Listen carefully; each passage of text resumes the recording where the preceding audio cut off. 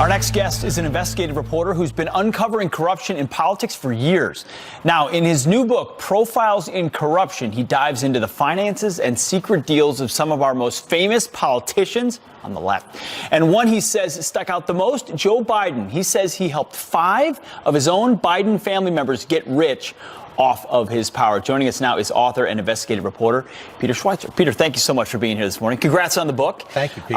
Let's start with the Bidens, because people hear the name Hunter Biden, but your research has shown it goes much deeper than that. Yeah, Hunter's the tip of the iceberg. We kind of call him the Biden 5, kind of like the Jackson 5, although in this case it's corruption.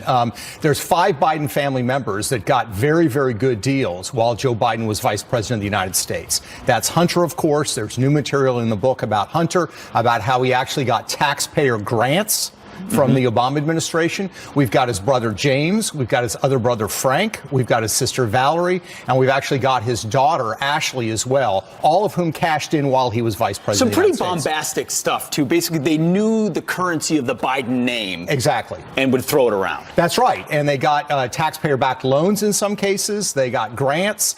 They got access to the White House. In fact, Ashley Biden's husband actually basically launched his business from the Oval Office. Joe Biden set up a meeting with Barack Obama. Joe Biden later went and briefed those investors in the company privately as vice president of the United States. Very brazen stuff that I dare say if the Trumps were doing, which of course I would also oppose, there would be outrage in the media if they were doing. I got to imagine some campaigns are buying the book right now and digging through it. But you've gotten some criticism for this and books like it. Yeah. I can sit down and write a book about what I think. The amount of research that goes in this, how do you do it? Yeah, it's all forensic research. What I always say is there are no anonymous sources in this book. Everybody can retrace our steps. So we use corporate documents, financial records, court files in 7 different countries. So it's easy to replicate. And what essentially happens is critics will sort of try to gnaw at some small detail. But in terms of follow the money, who got the money when, and how they got the money, those issues are never in dispute. Those are things that people can go find for themselves if they need to. That's exactly right. We reached out to the Biden campaign for a statement. We have not heard back. But it isn't just the Biden. This book is not about them. Right. It's about progressive politicians who've been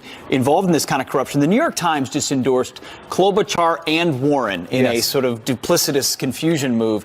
Both of them are in the book, too. Yeah, that's right. Elizabeth Warren, for example, there's a 3-layer cake of corruption, as I call it, beginning with Elizabeth Warren herself. She was actually a government consultant paid by the U.S. Congress in the mid-1990s to rewrite our bankruptcy laws. Okay, that's all fine and good, but she did the typical Washington crony move. She cashed in.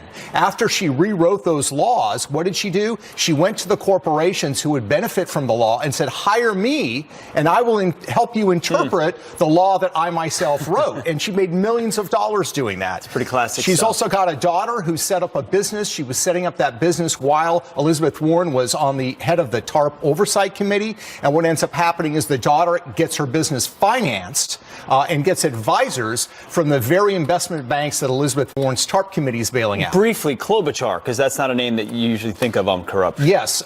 She was a prosecutor before she was a U.S. senator. Very selective, did not go after people that were donors of hers, who were clearly engaged in corruption. And as a U.S. senator, she has mastered the art of shaking down contributors and then pushing their legislation. There are instances where dozens of executives from a corporation over a 3-day period will give her a donation, and then literally a few days later, she introduces legislation on their behalf. Interesting stuff. Congratulations. The book is Profiles in Corruption, Abuse of Power by America's Progressive Elite. Peter, may I never be in your crosshairs. Thank you very much. All right, we move on now with a Fox News alert. President Trump praising America's economy during his speech in Switzerland.